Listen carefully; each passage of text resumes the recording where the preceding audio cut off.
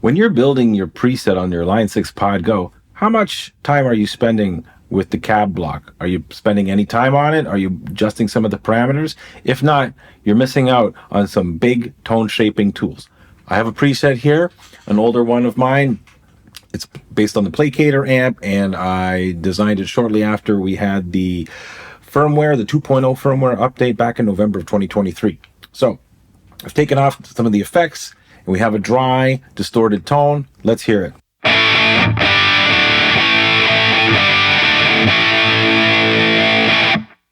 Okay. So let's start at the top. Now, the mics. So it's microphone, as you know. Let's have a look at their choices here. So we have dynamic, ribbon, and condenser mics. They each have their own characteristics. I'm not a studio engineer, so I'm not going to be able to tell you all the technical aspects, but I find in simple terms, dynamic feels brighter to me. Ribbon is darker and kind of tames the mids or cuts out some of the harsh fuzzy that can come with mids. And condenser to me is somewhere in between. So on this preset, I have a 160 ribbon. That is my favorite of the ribbon mics. So let's compare that to a 57 dynamic and the 47 condenser FET. Those are my three favorite mics because I love how they sound.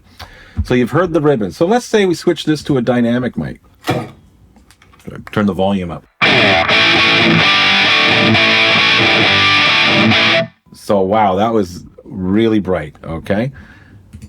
Let's go to the 47 condenser FET.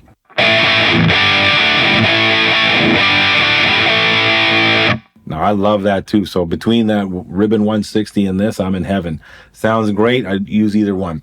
But you hear how important the mic selection is right there. Next tone shaping tool is the position of the mic. I'll put this back to ribbon. Position. Now, I have it center because I believe that was default. If not, anyways, I like to start with everything at 0. As far as position and distance go. I liked how this sounded, so I didn't mess around with it. But so positioning right now, it's right at the center of the cap, of the speaker cap, that little small circle that you're seeing within the speaker. Now you can click on the mic itself. You don't have to slide along here. You can click on the mic itself and drag, right? And you can move it, circle it around. That affects your distance, right? And now let's just do the position. So let's go to the extremes. We're at the cap edge.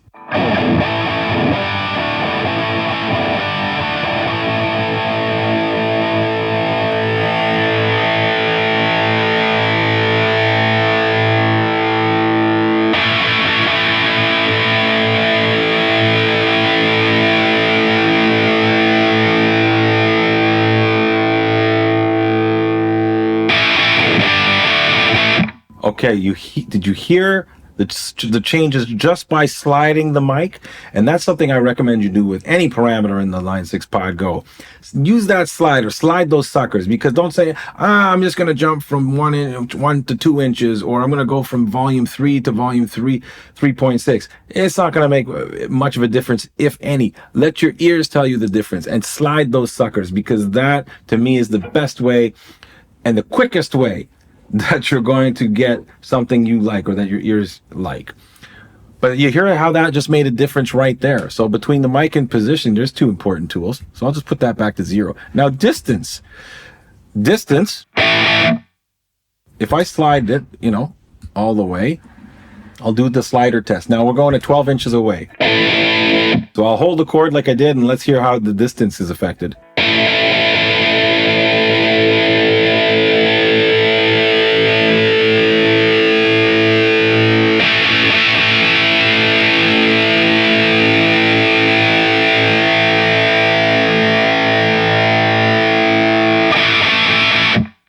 All right, so that, to me, is simply affected the brightness, but it's a good tone shaping tool, because maybe you have a guitar part that you want something that sounds a little more boxed or distanced away. So there you go, another good tool. Angle.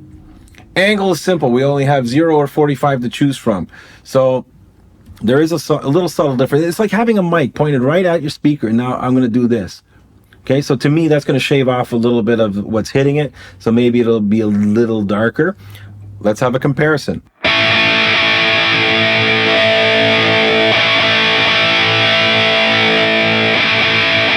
Yeah, so to me, it's a little darkening, and that's what I like, because I don't want things too bright because it's going to be a little brittle to me. So, and you can use other tools, like you can use the amps, like presence control or treble, or you can use your dedicated EQ block to shave off things. But I'm trying to think of it like a real amp. Like I would like, when I use a real amp, I do my EQing on that first. Now, obviously, I can't go into the cabinet and do all this kind of shaping, but this is nice. This is a nice tool to have. So I recommend starting here before you're worrying about, tweaking pedals or the EQ block. All right, so low cut and high cut, I think those are pretty self-explanatory. You're shaving off low end or shaving off high end.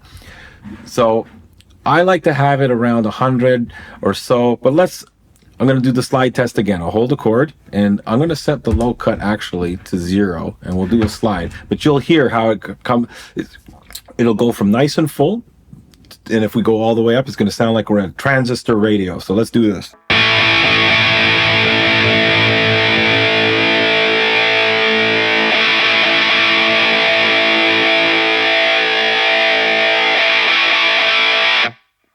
Right? So don't think anybody's going to be doing that unless you need that as an effect for a song. That's a good way to do it without slapping on a plugin or anything. Anyways, I'm going to put mine back to, I have it about 100, 110. Yeah, it gives me the beef. And we're just shaving off any of those frequencies that are below 110. And this might be good for a mix, if you're thinking about that context in songs. Okay, so there you go. So high cut, now the less high it is, the darker it's going to be, I'm sure. So let's put this to the top, which is off. So here's with no high cut. And we're going to do the slider test again.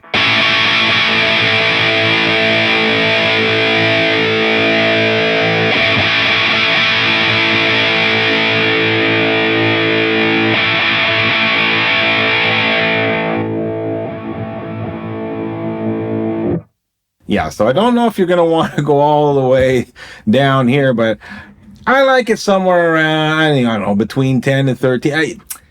Minor differences. But you heard, right, when we got closer to about the 7 kilohertz mark, there's when I started really hearing a noticeable difference that it's really shaving off highs. So, let your ears be the guide. And then finally, level.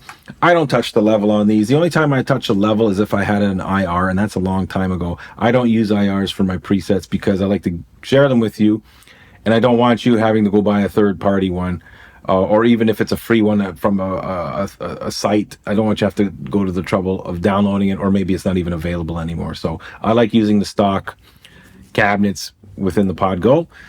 So yeah, if you want a level boost, or you can certainly use that for a level boost, assign a foot switch to it and then pop the level up. But I would recommend going here to the main out and doing any level boosting here because it's clean and it should not affect your preset tone.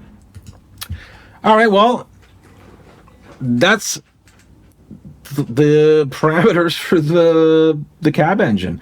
So I hope you enjoyed this video. If you like it, hit that thumbs up button. And I hope if you haven't spent time with the cab engine, or if you ignore it or just don't think much of it, or it doesn't matter because you just want to get going, spend some time with it. And if you have any presets of your own that you feel, they're not good, or you didn't like them, you're not happy with, try, fooling around here with the parameters more if you haven't, because this could make a difference. This could maybe save your preset. All right.